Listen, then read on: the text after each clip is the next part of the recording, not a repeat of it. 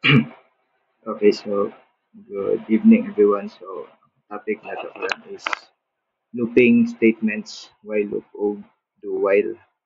So ang looping is an essential structure or kanang dynamic feature ang ginagamit sa programming na murag kuan siya basic man siya paminaon pero very useful gid siya.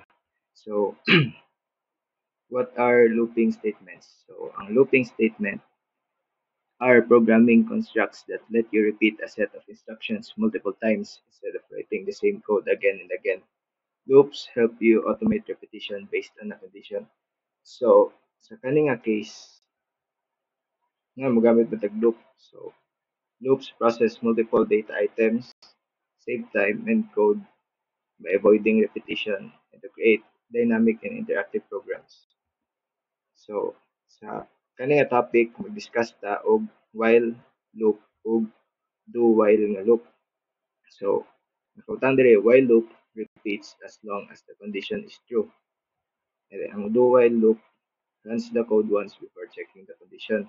So, ang hitabo sa ilaha duha, magpadayon ang loop while na-meet niyang condition. So, depende na siya. If wala na na-meet ang condition, stop na din ang loop. So, natay example dire. Natay syntax dire. So, yan yung syntax sa Python.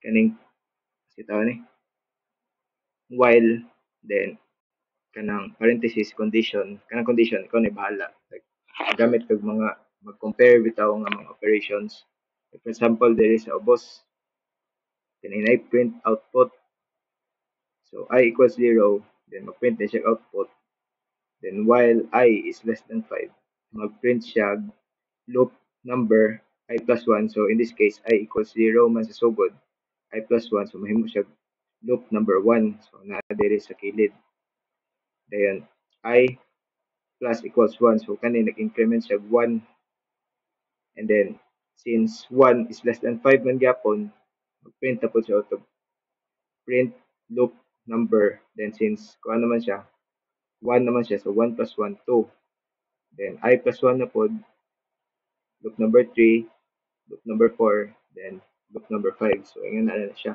sa kani nga example then sa Java dayon kani siya na while loop sa Java pero ang atong i-discuss karon is ang kaning do while kay ang hitaba ni sa Java na kay code block then na po din kay while na condition.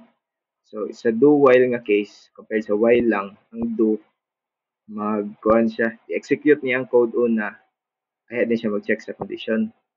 So sa do while ma ka-run gyud at least once ang code kay mauna mag-execute ang sulod ay siya mag-check sa condition. So na example dire same ra gyapon atong sa Python gain na pero dire Java na pod siya. So makita nga medyo similar na sila except lang nga do while ang format niya. So while ay dire sa do yang giuna I plus 1 ang I gyapon kay nag-start siya sa 0 na kuan then kaya pa din siya mo check if ang I is less than 5 pero in this case ang ihang examples ay ihang output same ra gyapon 1 2 3 4 5 wala kasi difference aning example pero sa in other case makita na siya nga kanang ito ni makita siya nga kuan ba kay mag-execute man gid siya first kaya siya mag-check sa condition. So next example is infinite loops. Ang kaning infinite loops usually ginagamit ani is while true. Kani siya nga case kay siya nga ito ni kay siya nga statement or si term na magamit ni siya sa kaya mag-execute bitaw kuan infinite nga code.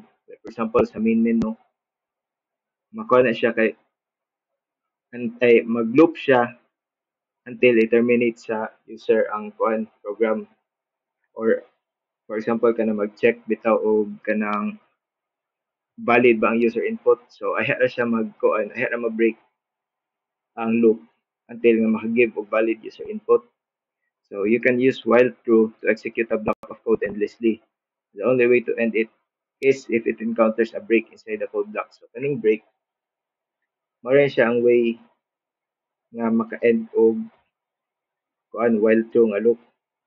Sa while nga uban nga lahi og condition, pwede gyapon ka mogamit og break. Pero in this case, sa while true break ra gyud. Usually break is used inside conditional statements like if else to end the main while loop if conditions are met. So depende sa kuan, depende sa ano, program, ay ra i-break ang loop until nga naay ma-meet or naay ma-meet nga condition or na ma-satisfy nga condition, then ay na din siya mag-break. Or depende ra po na sa user pag program. So natay example kani sa code sa Python. So sa problem number 1, while loop for Python. So kani siya kanang same ni siya sa ni sa ATM machine bitaw nga mag-input ka og 4-digit number. If dili nimo siya ni if masayop ka multiple times, i-lock na din kaniya. So ato i-check ni nga code. Kaning correct pin si 1 2 3 4. So mo dapat na siya ang i-input sa user ay siya mo ni ay siya mo correct. Then na din take attempts. So start as 0. Ang maximum din is 3. So nakaset na tana. So dili nag-start as a while. So while atong attempts is 0 is less than max attempts, atong max attempts is 3. Magbuhat siya aning na sa sulod. So ang entered pin mangayo kani siya variable na siya, mangayo siya og input nimo. So enter kag pin. If ang entered pin is correct na siya, ni match siya sa 1 2 3 4, mo ingon siya access granted, then mo break na din ang program. Else mayon siya incorrect pin, then ang attempt madugangan og isa. So max attempts kay 3 ra man. If maabot na siya 3, dili na din siya maabot sa next nga if attempts is equal to max attempts, ma-lock na din account. So mayon siya account lock due to many failed attempts. So na dire sa video makita na to. So mag-try ta, enter your pin, pinataka ra 1 2 5 6 4 2 3 1, then ma-lock na din siya kay sayop man 3 times. So try na pud outro. Enter. So kani 1 2 3 4 correct na siya, so access granted na.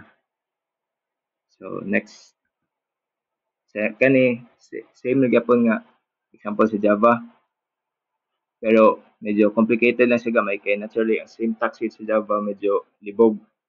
Dire makita na to nga nag-do while ang iyang format. So same na gyapon, correct pin 1 2 3 4, kaning attempts integer siya, so 0, max attempts 3, then string din ng entered pin. So kaning entered pin nga string pwede siya mo take og any number or kanang alphabet na siya ba, depende kay string man siya. So mag-check siya ay buhaton sa niya ning nasa do una. So enter your pin. So enter ang pin, string na siya. Dayon madugangan din ang attempt. Then if na dayon entered pin equals correct pin, ngayon din siya access granted. Lahi lang gid siya pagka-format compared sa Python gina. Then if wrong siya, balik na pud siya otro sa do. So ngay pud siya pin. Then if correct na, dire din siya padulong sa if entered pin equals correct pin, access granted, then mo break na din ang while nga loop.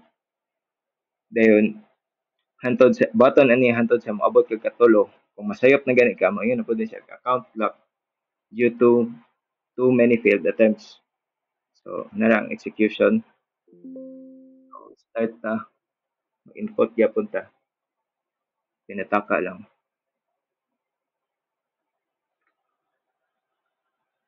So na wrong gyapon siya. Same ra gyapon sa execution sa katong sa Python.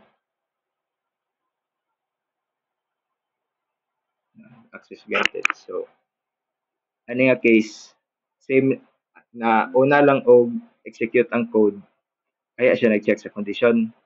Pero sa kaning case sa Java, nag-plus na siya daan sa attempt before siya nag-check sa condition. So first condition check niya, ang attempts 1 na gina siya. Kaya ni-run naman once ang code as compared sa while loop lang siya nga mag-check siya una sa condition ay din siya mag kuan mo execute sa code. So there mag-end ni siya ang topic. So thank you and kuan lang await lang sa next na topic dayon.